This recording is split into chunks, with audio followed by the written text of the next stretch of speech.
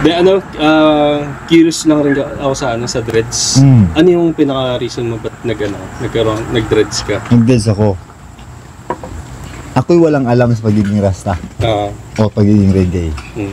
Oo. Sa pamilya ko, lahat kami long hair.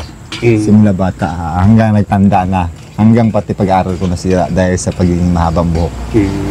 Diba? Kulot ako, grabe kulot talaga to. So pag hindi ko siya sinuklay, nagiging one big massive dreads. Nagiging buo silang lahat.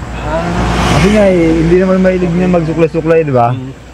Nagiging malaki sila tulad dito, nagsama-sama na sila.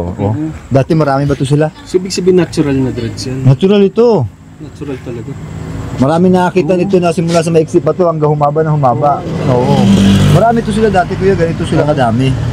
Hanggang isang araw, hindi ko alam, nagbuhol, nagsama-sama na sila, lumaki na sila nung lumaki. Oo. So, wala akong alam doon, talagang yun lang ang natural na kwento nito. Hanggang isang araw, uy, ganun pala yung rasta-rasta, ready-ready. Pero wala pa rin ako alam hanggang ngayon. Kasi ako, normal na tao lang ako, magsabong, magbinta ng manok, mag-construction. Kahit ano lang magawa ko. Pero ito parang part na ito ng buhay ko. Pero wala akong alam doon. Oo, diba? Naging natural lang yung flow ng buhay ko. Isang araw pala, ganun pala yung obligasyon ng pagiging rasta. Ang sabi nila, if you hold this hair, people always expect that you are doing good thing. Love, peace, and happiness. Where's my bad side? I lost my bad side. And then doing good thing, I used to it. And I love it. You know? And even Bob Marley said, don't stop doing good thing. Because other people, bad people, never stop doing bad thing. How can I stop doing good thing? No? It's a good thing, I think, to do a good thing is a good thing, no? Diba?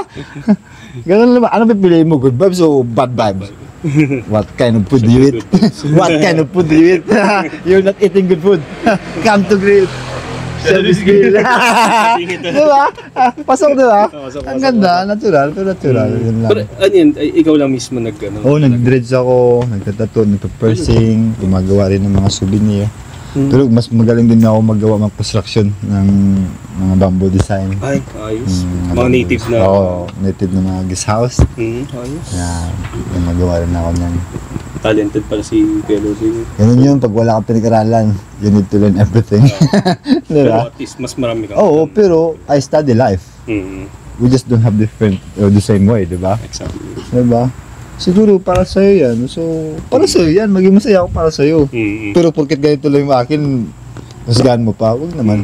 Tama. Diba? Mahalin mo rin ako kung mahal niya kita eh. Without question, without judging, diba? Exactly. Ganun lang yun eh. And then in the end of the day, we all disappear here, darling. Diba?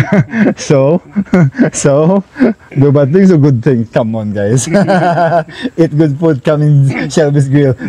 You will be happy. Ganun lang na simple, diba? Tsaka kung maglilib ka na lang ng marka sa mundo, diba? Dapat maganda na. Thank you. At doon po tayo nagtatapos sa napakagandang salita.